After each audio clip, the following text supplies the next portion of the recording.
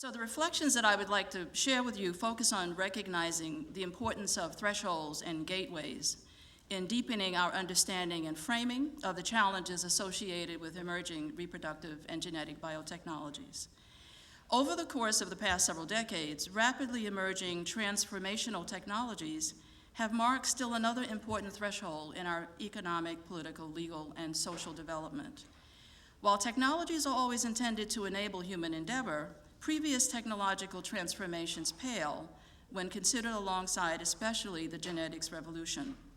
Precisely because genetics-based technologies involve science going within our bodies, and not just to intervene in ways familiar to us as traditional medical practice.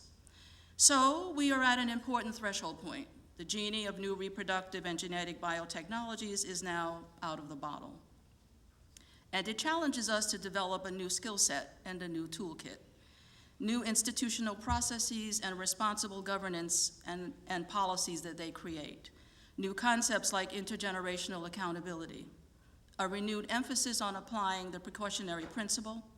and new collaborations between stakeholders who are too often not in the same room with one another.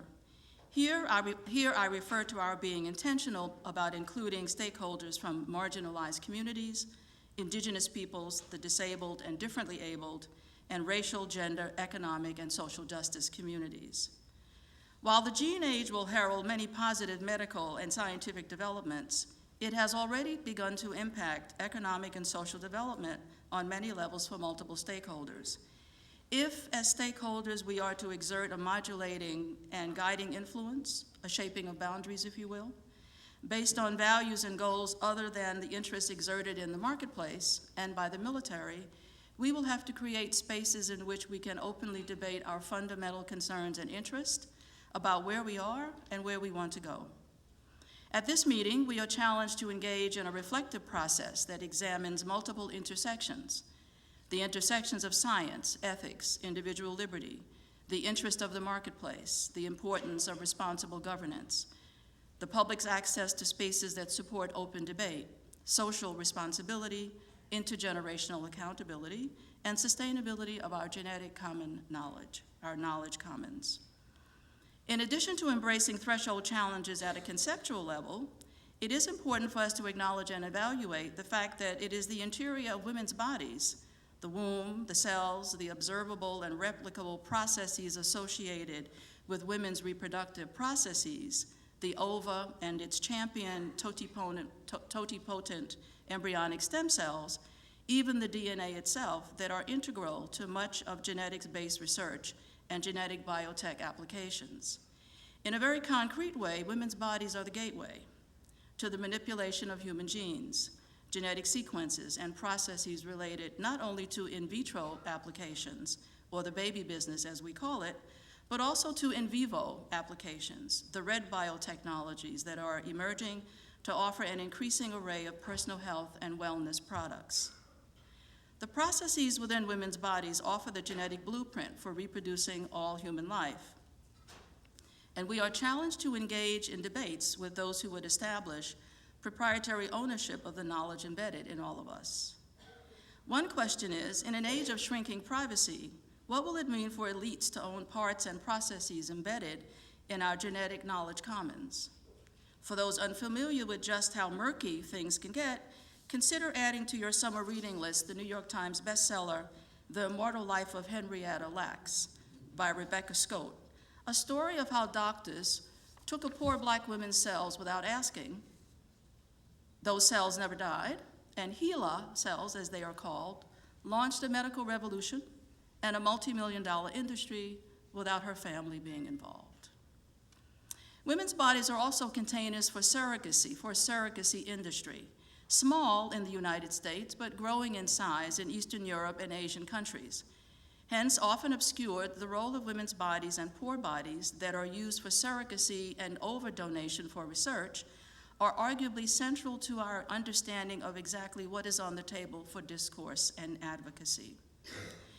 There is one more aspect of women's bodies as a gateway to a new frontier that is important, because the paradigm that is used in the marketplace views manipulating the cells and DNA in women's body parts in the same manner that industrial production views parts, processes, and production, that is, as a part of a manufacturing process.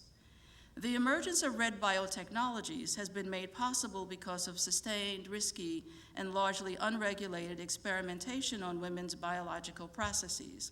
and the interactions of the cells, tissues, and genes contained in women's bodies. Further, it is the chemical processes, the hormonal and gestational processes embedded in the knowledge contained in women's bodies that provide the essential raw materials for red biotechnologies. The issue of corporate proprietary ownership of women's genetic materials, genetic sequences, and genetic processes bodes ill for women's bodily integrity and hence women's rights-based autonomy. In an age in which women's human rights, reproductive rights, and reproductive justice and reproductive autonomy remain hard-earned and contentious rights, reductionist efforts towards commodifying women's cellular materials and the processes inherent in how these cells replicate, reconstruct, and renew the human body threatens to radically alter the way women's genetic endowments are viewed and treated. In terms of our shared genetic knowledge commons, so go women's bodies, then so go men's as well. For the moment, synthetic biology aside, the aspiring promises being proffered by the biotech industry hinge on access to and manipulation of women's ova, and so an international overtrade that feeds ova donation for in vitro protocols, egg donation for research on germline genetic intervention, and assisted human reproduction services, reproductive tourism, and contract surrogacy is, as I speak, in forward gear. In closing, civil society stakeholders confront serious ethical and equity challenges in seeking to protect democratic processes related to reproductive autonomy, social justice for indigenous, disability, racial, gender, and poor stakeholders, particularly at a stage in our social development where some who advance genetic technologies are so very eager to expropriate and market procedures and products derived from the knowledge embedded in women's genetic endowments. Thank you.